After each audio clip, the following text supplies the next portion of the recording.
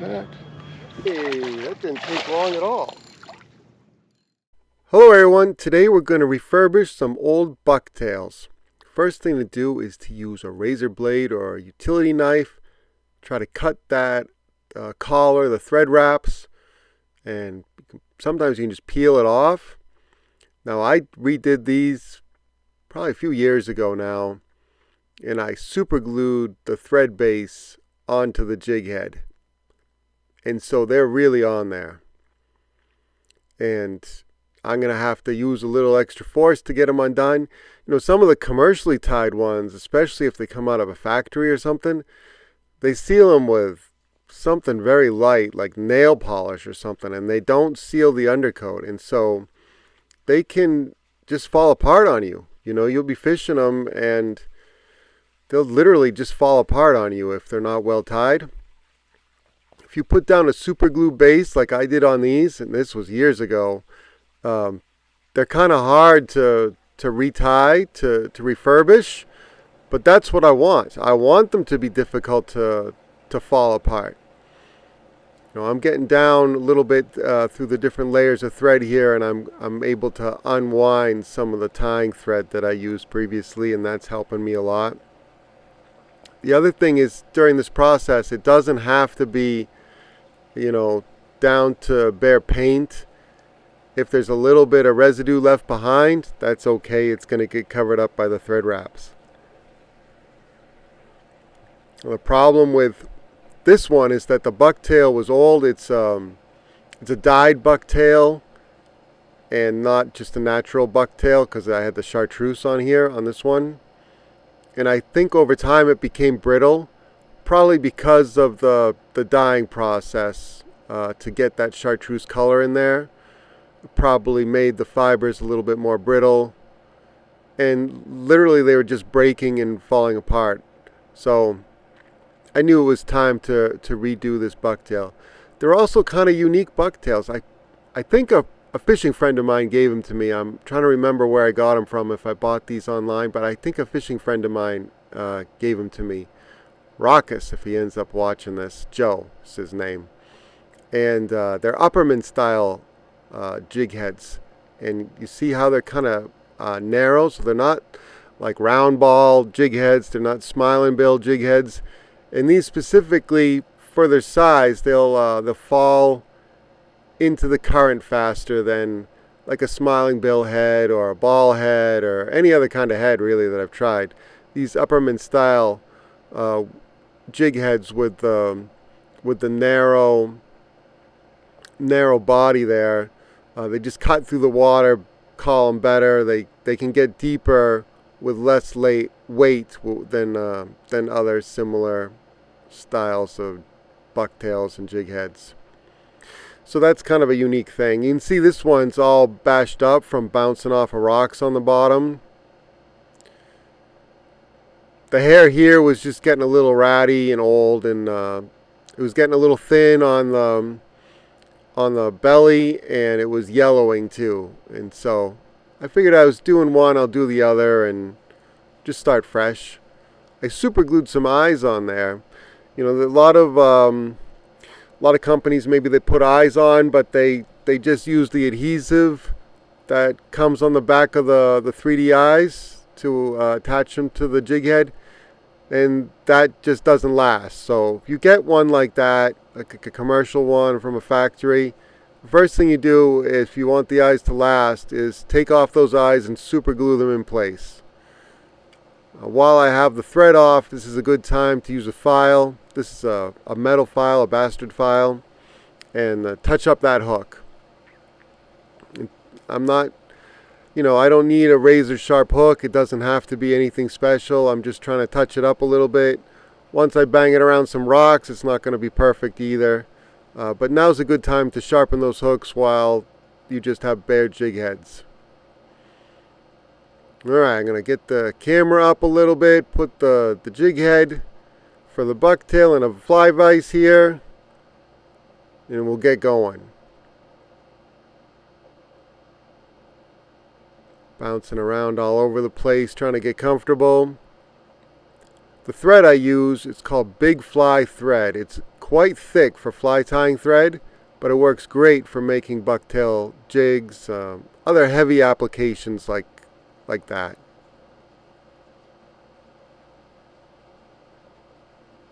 If I was really cool, real fly tires suck the thread through the end of that bobbin. You don't need any kind of fancy bobbin for this. This is a cheap one. It's just spring loaded. You put the spool of thread in the base there. You thread it through that little tube, that little metal pipe. Pull it through. Make sure it's not tangled. And this thread is so strong. You can work with it with a lot of tension, and it won't just randomly break on you. So it's very easy to work with. If you didn't have a fly tying vise, in a pinch you could use a pair of vice grip pliers. Could even use like a bench vise. I mean, this is a pretty heavy duty saltwater hook. Trying to get it at an angle that's roughly horizontal. Doesn't have to be perfect. It's just a little easier for me to tie. I'm going to coat the jig head itself with super glue, and that's going to keep the underwraps here of the thread firmly onto the jig head. If you skip this step, the bucktail doesn't end up being nearly as durable.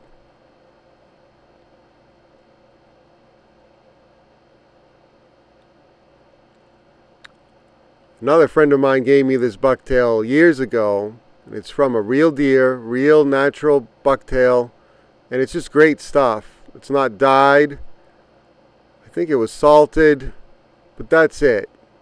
So, to be honest, even after all these years in a bag, it's kind of dirty, but that's what I want. I want the natural stuff.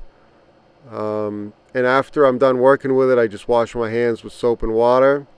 The back end of the deer is probably not the cleanest place on earth, but I want the natural fibers. I don't want them bleached. I don't want them colored. I don't want them dyed.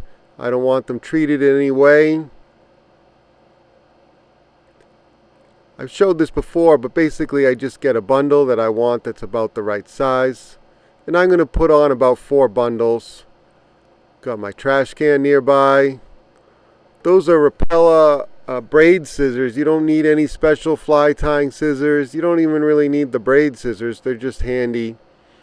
And I cut that bunch of bucktail down to size. And the way I'm going to tie this bucktail, I'm going to have the fibers, the bucktail fibers, kind of flare out. Now when they're in the water, they're going to have a tendency to kind of mash down against the jig head, so they won't look as flared. But when I stop the jig, it'll want to flare out, and it'll give that jig just a little bit of life, just a little bit of secondary action. It'll look like it's a live thing, breathing in and out on the bottom. And that's the way I like it. And I'm also going to tie it fairly sparse. And at the end, you'll see me, I'll pull out any fibers that aren't really well secured. I want this jig to be fairly sparse because I'm going to be fishing it. I want it to be able to dive in current. I want it to be able to get down to the bottom. It's only a 1/2 ounce, but it'll fish more like a 3/4 ounce, with like a smiling bill style head or other kind of head, a ball head. So because of its shape, because of the design, it gets down a little better than some other styles of jig heads, and that's what I want. If you make the bucktail really thick, it acts like a parachute, and that affects casting distance, but also fall rate. So why would you do that? There could be a boulder field you're fishing over, and you want that bucktail to kind of float over the boulders and not dive into the rocks and get snagged. In that case, you'd want a really bulky tie on your bucktail, and it literally acts like a parachute. It'll float higher. It won't cast as well, Maybe if you were around some really big bait and you wanted a bigger, bulkier profile. So here I'm gonna pull out a whole bunch of thread. I mean a whole bunch of bucktail before I really lock it down. And I that's what I want. I want it kind of sparse. So the beauty of this really is that you can tie it however you want. You know, if you want it sparse, make it sparse. If you want it full and like a parachute, make it full like a parachute. The other thing is I'm not going to fish this bucktail naked. I'm going to add a trailer to it, and it could be a pork rind. I still have some old Uncle Josh pork rinds. It could be a curly tail. In the first opening clip there, I was fishing for fluke with a Z-Man curly tail grub. The Z-Man stuff just lasts a whole lot longer than gulp if you're around interference fish like scup or really any kind of thing that's down there will rip the curly tail off of the gulp. So the Z-Man stuff lasts a lot longer. It's not completely impervious, but it just lasts a lot longer. And then you can add scent. I was adding Procure Menhaden scent to the curly tail. Right here I'm adding some crystal flash, basically some lateral line flash. This part is optional, you know, especially I was fishing this for fluke, especially for fluke. I don't think it matters any, not even one little bit for fluke.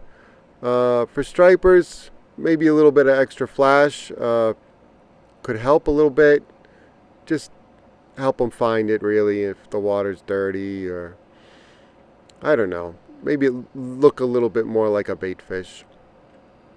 So I'm adding a few strands of crystal flash on each side, wrapping them on. By the end that collar gets pretty bulky because this is really thick fly tying thread, but that's okay. I want a really durable bucktail by the time I'm done. I'm going to get my trusty whip finish tool. In case you haven't used one of these before, it's pretty simple. You remember, you make the number 4. I'm a little bit tangled up with my crystal flash there. We'll get that sorted out. Pull some fibers back, try again. But basically you make the number 4 with the whip finish tool. There it is, 4, and then you go 4 times around. That's how I do it anyway. 1, 2, 3, 4. Right? And then you do it again. Make the number 4, go around 1, 2, 3, 4 times. And then finish.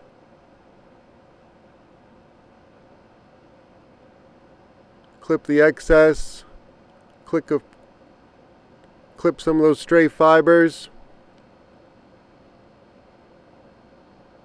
And we're done. That's pretty much we're done. The only thing left to do is to coat that collar, those thread wraps, with a thick layer of super glue and let it dry. It's nice and poofy, but it's not too bulky. It's sparse.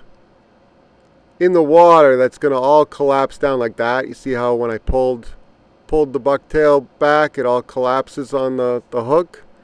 That's what it's going to look like in the water, but when I stop it, it's going to want to flare out a little bit because I cinched down the thread and made it kind of poofy like that. So that's how I want it.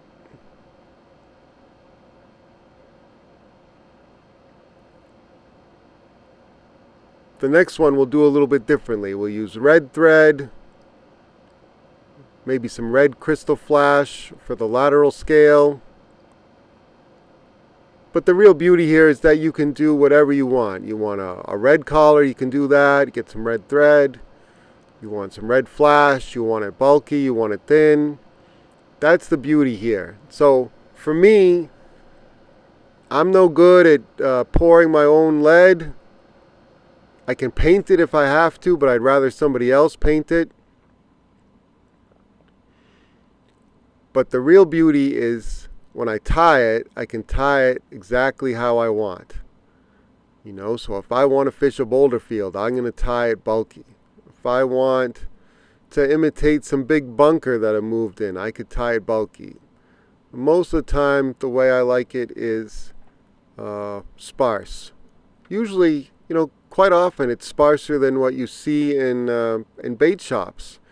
And I think the really full bucktail, maybe it looks better in a package. Maybe it appeals to buyers more. But for me, I'm really trying to optimize fall rate and how quickly I can cut through the current. A lot of times I'm fishing saltwater rivers or river mouths or jetties, things like that where there's some current, and I want to cut through the current. And so I don't want, a big poofy bucktail. I don't want a parachute because it's going to float in the current, and I don't want to do that. I want to cut through the current, especially with a lighter bucktail like this. This is a 1/2 ounce bucktail. Alright, so I made a thread change. It's the same big fly thread, just in a red color. I've tried a bunch of different threads, and this is by far the best one that I've tried for tying up bucktails. Super tough, super durable, runs thick, but that's what I want. You're not going to be tying, I don't know, size 22 midges with this thread. That's not the thread for size 22 midges. This is, a big fly thread like they say on the package, but it also works great for bucktail. They really should call it bucktail thread because that's really what I use it the most for. Alright, so I got out another wad of natural bucktail fibers there. I'm going to do the same thing. I'm going to kind of parcel it out into 4 little bunches.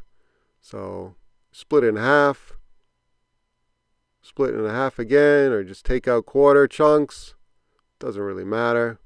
But I'm roughly trying to parcel it out into 4 little batches.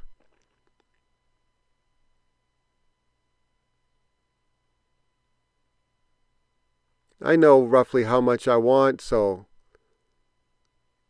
I just know from experience how much I want. But if you didn't know, what you do is you put that little parcel up against the bucktail, see how it lays, and then decide when you're going to cut it, or where, or how long you want those bucktail fibers to stick out past the hook bend. This is a little shorter bundle. I'm not going to take as much off. I like having a clean edge to tie to, though.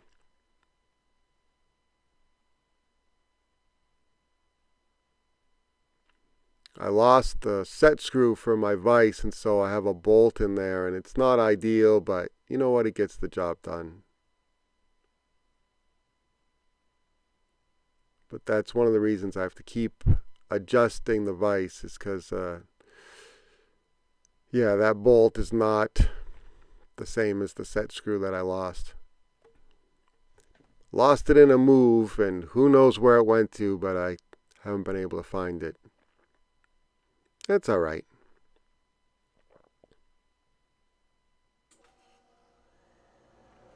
Get another bundle of bucktail.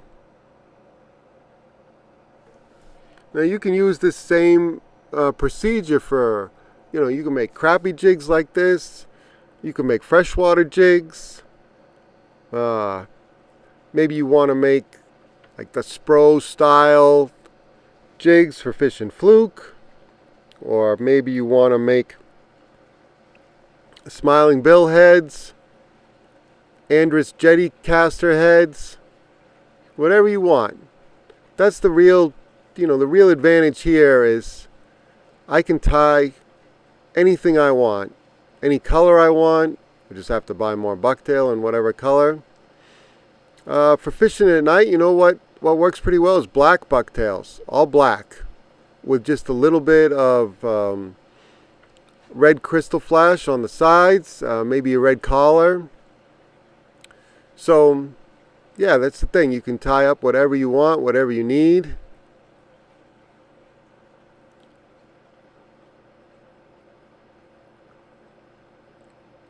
I remember one summer I was fishing a black bucktail with a black teaser above.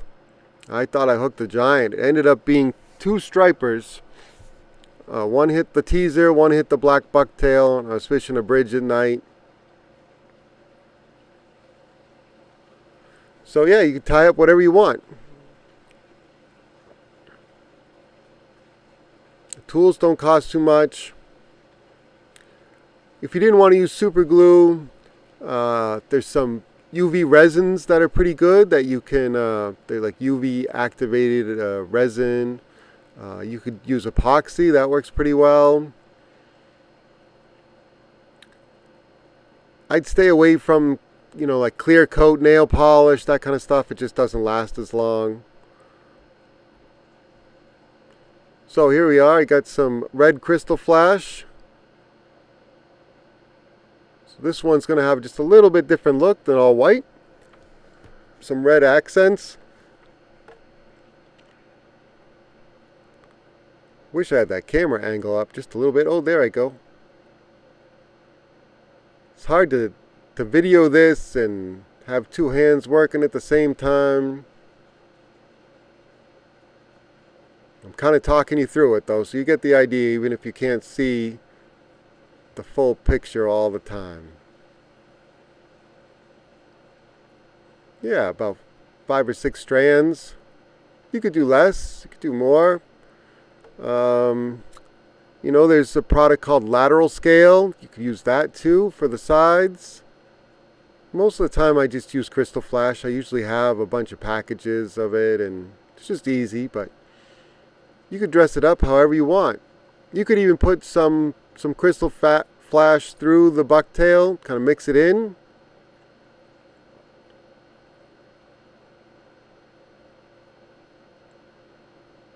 Bunch of wraps on the collar, that looks pretty neat. And then we're going to do the same thing. Make the number 4 with the whip finishing tool, go around 4 times, and then do it again. It's just the way I do it. I don't know if it's the right way, it's just the way I kind of taught myself how to do it. I always do it twice, make sure everything's good and locked down. But what really is going to hold everything together is this thick coat of super glue at the end. I save old super glue tubes that I've used a bunch of times. This one I've cut the nozzle down with a razor blade, and there's a little bit left in that tube, and it's not waste material. And the price of super glue keeps going up every year, so I don't want to just throw out a half-filled little tube of super glue there. So I save it for little projects like this. Get every little last drop out. And this works really well for me. And after I've caught a bunch of fish, maybe a couple years, maybe less if I'm catching a lot of fish, I'll do it again. It's no big deal. I don't know, I did 2 in 5-10 minutes. You could do this after work some night. I'm going to dab a little excess super glue away. Thin it out a little bit. I kind of skipped that step. I could have done it before I put the glue on. Anytime there's glue all over the collar, you risk gluing your fingers to the bucktail jig head there. Yeah, I'm going to thin it out. It looks even thinner on sunlight. When you get it back onto the vise or hanging to dry, it looks more realistic. So that's it. And I put those bucktails to use, I don't know, a few days later, fluke fishing. There they are, all poofed out. And there's the bucktail that I just tied up, that first white one. I put a Z-Man Elastec white curly tail grub on it. Coated the grub with Procure Menhaden scent. And I'm bouncing along the bottom in this, it's a salt pond, that's really what it is. Trying for fluke. And this was only my first couple casts, I think. I don't know, maybe 2 or 3 casts in.